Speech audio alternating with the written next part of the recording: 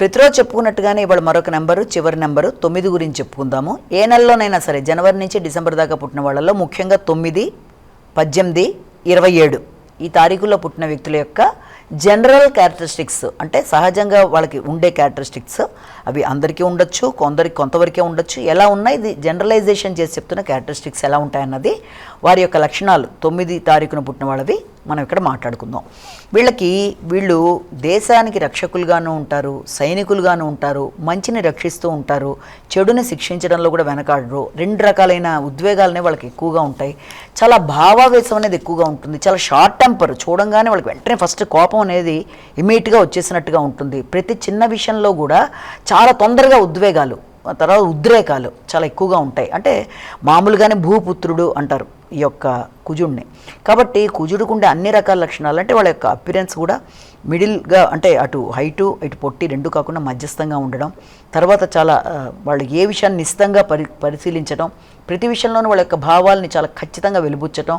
వీళ్ళకి చాలామంది ఫ్రెండ్స్లా ఉన్నప్పటికీ కూడా కొందరినే ముఖ్యుల్ని వాళ్ళు ఫ్రెండ్స్గా పెట్టుకోవడం, అలాగే ఎలా ఉండాలని కోరుకుంటున్నారో దాన్ని తగిన విధంగా, అంటే చాలా కష్టాలు చిన్నతనంలో చాలా ఎక్కువ కష్టాలకు లోనవ్వడం, లేకపోతే ఏదో రకంగా దెబ్బలు తగలడం, ప్రతిసారి ఏదో రకంగా ఇబ్బందులు లాంటివి ఎదురవుతున్నప్పటికీ కూడా వాళ్ళు ఎలాంటివి ఉన్నా కూడా వాళ్ళు చాలా మొండితనం అనేది వాళ్ళ స్వభావంలో ముఖ్యంగా ఉండేది. మొండితనం, కోపం ఇలాంటివన్నీ ఉన్నప్పటికీ కూడా ఏదైనా ఒక విషయాన్ని వాళ్ళకి తెలుస్తూనే ఉంటుంది. వాళ్ళతో పాటు ఉండే వ్యక్తులు స్వార్థపరులతో వాళ్ళు ఉంటున్నప్పటికీ కూడా కొన్ని సందర్భాల్లో వీళ్ళు చేద్దాం అనుకుంటున్న కార్యక్రమాల్లో ఇతరుల యొక్క ఇన్ఫ్లుయెన్స్ అనేది లేకుండా వాళ్ళు చేద్దాం అనుకుంటున్న పనులని వాళ్ళ విధంగా వాళ్ళు చేసుకుంటారు. అంటే కష్టపడే తత్వం, ఏ విషయాన్నైనా సరే ఎలా చేసి మనం సాధించాలనుకోవడం, అలా కుటుంబ సభ్యుల మీద అభిమానం ఉన్నా ప్రతిదీ వాళ్ళు ఎక్స్ప్రెస్ చేసే మెంటాలిటీ ఉండదు. అంటే అభిమానం ఉన్నా, గౌరవం ఉన్నా, ప్రేమ ఉన్నా, ఏ విషయం భావావేశం అనేది చాలా ఎక్కువగా ఉంటుంది. అంటే చాలా తొందరగా వాళ్ళకి ఎమోషన్స్ అనేవి వచ్చేస్తూ ఉంటాయి. అది కోపం కావచ్చు, ప్రేమ కావచ్చు, ఉద్వేగం కావచ్చు, వాళ్ళకి ఉత్సాహం కావచ్చు, చాలా ఎక్కువ యాక్టివ్గా ఉంటారు, చాలా శక్తివంతులుగా ఉంటారు. ఏ పన్నైనా సరే, ఎంత కఠినమైన పన్నైనా సరే వాళ్ళు చేసేయడానికి శ్రమ చాలా ఎక్కువ పడతారు. అలాగే శ్రమతో పాటుగా వాళ్ళకి ఇది విశ్రాంతి అనేది కూడా చాలా తక్కువగా ఉంటుంది. సమస్యలను ఎదుర్కొని పోరాడే తత్వం అనేది ఉంటుంది. వీళ్ళు సాధారణంగా లీడర్స్గా ఉంటారు. నాయకత్వ లక్షణాలు చాలా ఎక్కువగా ఉంటాయి. సాధారణంగా వీళ్ళని కానీ మనం చూసినట్లయితే రసాయన శాస్త్రంలో కానీ, లేకపోతే కవులుగాను, లేకపోతే ఒక నటన, టీవీ, సినీ రంగాలు వీటన్నిటిలోనూ ఉంటారు. అలాగే ఎక్కువ వీళ్ళకి ఏంటంటే ఈ యొక్క రాజకీయ నాయకులుగాను, తర్వాత ఏదైనా ఓన్ ఇండస్ట్రీస్ పెట్టుకునే వాళ్ళు గాను, అలాగే వ్యాపారవేత్తలు గాను, ప్రతి విషయంలో కూడా వీళ్ళకి ఏంటంటే మంచి సర్జన్స్, డాక్టర్లుగా కూడా వీళ్ళలో మనం చాలామందిని చూస్తాం. అంటే ఏ విషయంలోనైనా సరే వీళ్ళకి సాధారణంగా ఎదురే వ్యక్తులు ఎలా ఉంటారంటే, సాధారణంగా లోపల ఒకటి బయట ఒకటి పెట్టుకుని హిపోక్రటిక్ పీపుల్ వీళ్ళకి ఎక్కువ ఎదురవుతూ ఉంటారు. వాళ్ళ ద్వారా వీళ్ళు ఎక్కువ మోసానికి గురవుతూ ఉంటారు. వీళ్ళు ఇతరుల యొక్క మాటను వినరు, వాళ్ళ మాటనే అందరూ ఆమోదించాలనే తత్వం వల్ల కొంత ఇబ్బంది అనేది ఎదురవుతుంది. అంటే వీళ్ళకి వచ్చే ఆలోచన కన్నా ఇతరుల ఆలోచన బాగున్నప్పుడు దాన్ని ఫాలో అవ్వడం అనేది వీళ్ళు చెయ్యరు కనుక దానివల్ల కొంత ఇబ్బందులు అవుతాయి. ఒకవేళ వీళ్ళది ఇది కరెక్ట్ కాదని అవతల వాళ్ళ యొక్క స్నేహ బృందం ఎవరన్నా చెప్పబోయినా దానివల్ల కూడా వాళ్ళకి గొడవలు అవుతాయి. తనని మాటని ఎవరన్నా వినకపోతే ఇమీడియట్గా వాళ్ళతో వీళ్ళు గొడవ పెట్టేసుకోవడం, వాళ్ళతో రిలేషన్ కట్ చేసేసుకోవడం. అలాగే తమ మాటను ఎవరైతే వింటారో, ఎవరైతే చిత్తం అన్నట్టుగా ఉంటారో ఆ మాటకి, వాళ్ళతోనే స్నేహ సంబంధాలు నెరగపడడం.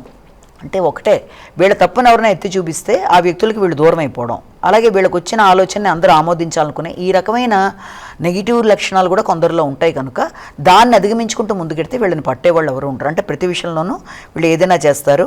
అలాగే శత్రువుల యొక్క అభిప్రాయాలను ముందుగానే అబ్జర్వ్ చేసి వాళ్ళని ఎలాగైనా, అంటే వీళ్ళకి ఒక రకమైన ఒక స్పై క్యారెక్టరిస్టిక్స్ అనుకోండి, లేకపోతే వీళ్ళల్లో ఉండే లక్షణాల్లో ఏంటంటే దేశ రక్షణ, సైనిక తత్వం, దేనే అబ్జర్వ్ చేసేది ఇది, ఇలాంటివన్నీ ఉంటాయి కనుక అవతల వాళ్ళు ఎవరైనా ఏదైనా ఇబ్బంది పెట్టడానికి ప్రయత్నం చేసినా ముందే దాన్ని గమనించి దాన్ని అధిగమించడానికి వీళ్ళు ఎలాగైనా ఇది చేస్తారు.